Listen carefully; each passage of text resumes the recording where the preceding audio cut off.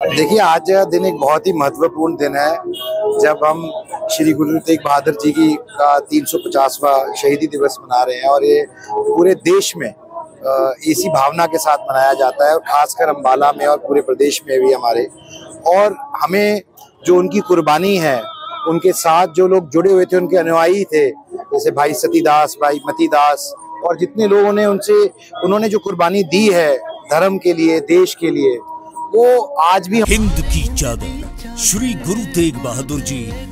जिनके 350वें शहीदी वर्ष पर हरियाणा सरकार 1 से 25 नवंबर तक श्रद्धांजलि स्वरूप राज्य भर में विभिन्न कार्यक्रम आयोजित कर रही है। इसी आयोजन श्रृंखला में हरियाणा सरकार उनकी स्मृति में 4 पवित्र यात्राओं का आयोजन कर रही है, जिसमें पहली यात्रा 8 नवंबर को रोड़ी सिरसा से,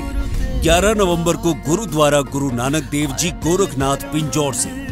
14 नवंबर को फरीदाबाद से और 18 नवंबर को सढौरा यमुनानगर से यात्राएं आरंभ होकर 24 नवंबर को कुरुक्षेत्र पहुंचेगी और 25 नवंबर को होगा इस राज्य स्तरीय पावन आयोजन का समापन समारोह।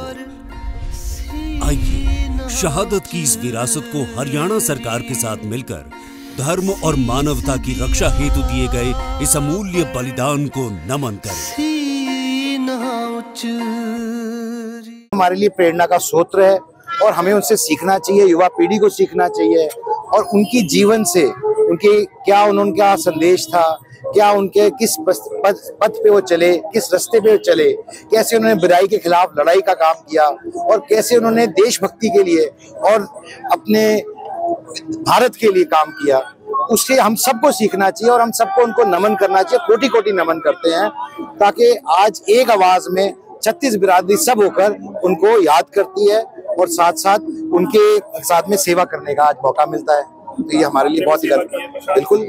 आप सब भी प्रसाद लेके जाना, प्रसादा छक के जाना, क्योंकि ये सेवा आपके लिए भी उतनी जरूरी है जितनी सबके लिए, और आप भी उसी का हिस्सा है। मोदी जी भी आ रहे हैं। जी बिल्कुल, देखिए प्रधानमंत्री जी का हमेशा से एक पूरे सिख समाज के लिए एक बहुत ही विशेष आदर, सम्मान, सत्कार और प्रेम रहा है और उन्होंने जब भी मौका आया है उन्होंने बढ़ चढ़ के हिस्सा लेने का काम किया है और आज भी ऐसा मौका है। उनसे प्रेरणा लेते हुए और श्री गुरु तेग बहादुर जी से प्रेरणा लेते हुए हम सेवा कर रहे हैं और हम चाहता हूं कि अगली पीढ़ी भी उनसे ऐसी प्रेरणा लेते हुए आगे बढ़े और अपने उनके जीवन से सीखते हुए आगे बढ़े, अपने जीवन का अनुसरण करे, अपने जीवन को जिए, क्योंकि वो शिक्षा हमारे लिए बहुत ही अनमूल्य शिक्षा है। देखिए, मैं तो सिर्फ इतना कहूंगा कि विपक्षी पार्टियों का काम आलोचना करना है और जनता जनार्दन होती है। लोकतंत्र के अंदर जनता ने जवाब दिया है और बिहार की जनता ने एक मुश्त होकर जवाब दिया है। माननीय नरेंद्र मोदी जी के अंदर अपनी आस्था व्यक्त की है और 10वीं बार वहां के मुख्यमंत्री श्री नीतीश कुमार जी बनने जा रहे हैं। मैं आपके माध्यम से उनको बहुत बहुत बधाई देता हूं, लेकिन साथ साथ मैं जो विपक्षी पार्टियां उनको भी एक संदेशा देना चाहता हूं। आज श्री गुरु तेग बहादुर जी का आज पावन दिन है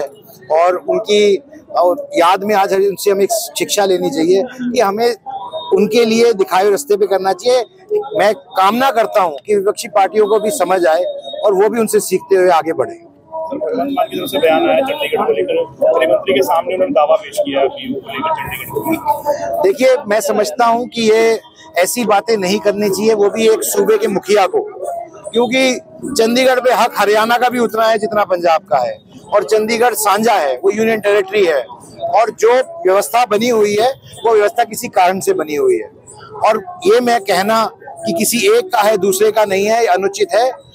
दोनों का है। चंडीगढ़ पे हक हमारा भी उतना है जितना पंजाब का है और पंजाब भी हमारा भाई है, तो हम पंजाब को भी अलग नहीं मानते हैं। तो जो भावना हरियाणा की है वैसी भावना पंजाब को भी होनी है।